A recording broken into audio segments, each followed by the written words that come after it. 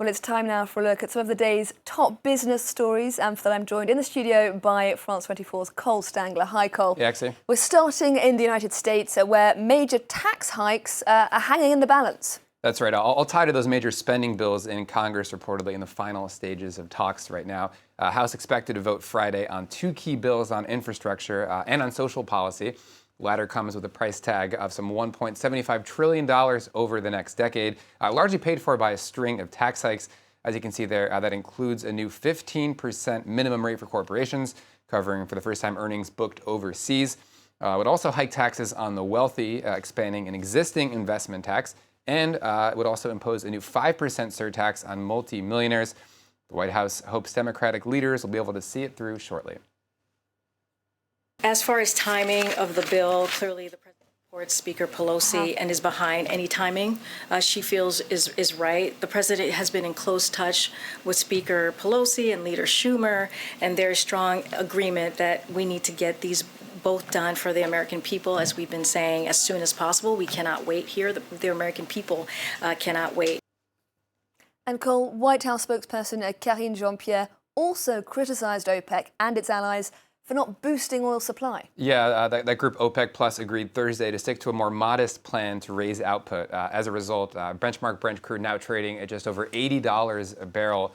As you can see there, that increase coming on the heels of that decision from OPEC and its allies. Meanwhile, not a lot of movement on the European markets at the open. Investors cautiously waiting for the release of monthly jobs figures out of the U.S.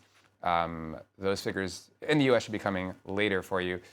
Asian markets, meanwhile, having a rough day.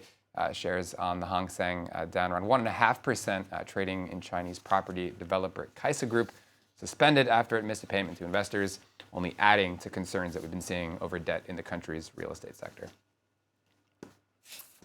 Well, next up, Cole, the fashion industry is getting some attention on the sidelines of the COP26 climate summit in Glasgow. Yeah, the sector is a major polluter, generating about a tenth of all global carbon emissions. Some designers, though, want to make it more eco-friendly.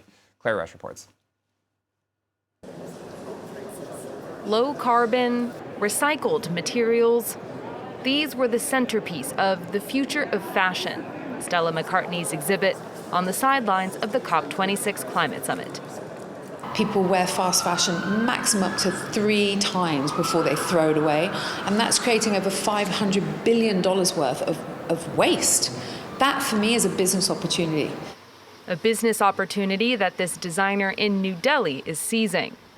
Using fabric waste from factories, her label sews the discarded scraps together to create unique pieces.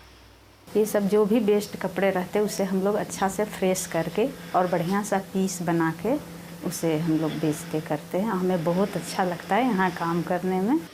The global fashion industry is worth an estimated $2.4 trillion, but behind the wealth it generates lies mass waste and pollution.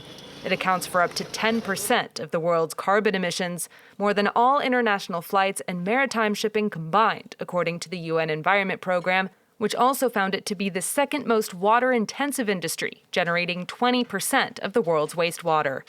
All figures pushing this Indian label to find sustainable solutions. We're all in this climate change together, and for fashion at least I think that's a change that the industry itself is also sort of very rigorously making, but from consumer end as well, I think that pull needs to be a little stronger. As one of the world's largest manufacturing sectors, the fashion industry will have a key role to play in helping limit global warming to 1.5 degrees Celsius compared to pre-industrial levels. And finally from you, Cole, fans of a new online art trend. Oh, not sure that was. We'll discover that was a little bit later. Fans of a new online art trend had a whole festival to themselves in Manhattan on Thursday. Yeah, we're talking, of course, about the one-night-only Dreamverse NFT Festival. It stands for, of course, non-fungible tokens. For those that are unaware with NFTs, these are assets that exist only digitally, everything from paintings to sports memorabilia.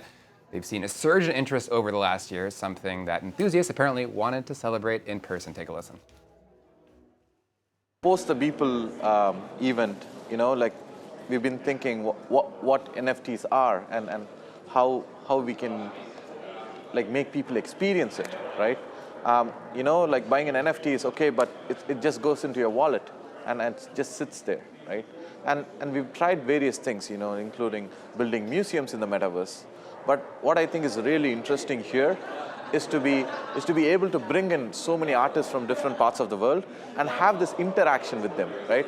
And it creates this serendipitous energy, and we have no idea what's going to come out of it. And Hexie, a lot of people have been comparing the growth in NFTs to the growth in cryptocurrencies, both getting interest from a lot of people basically sitting at home over last year with some extra savings on their hands.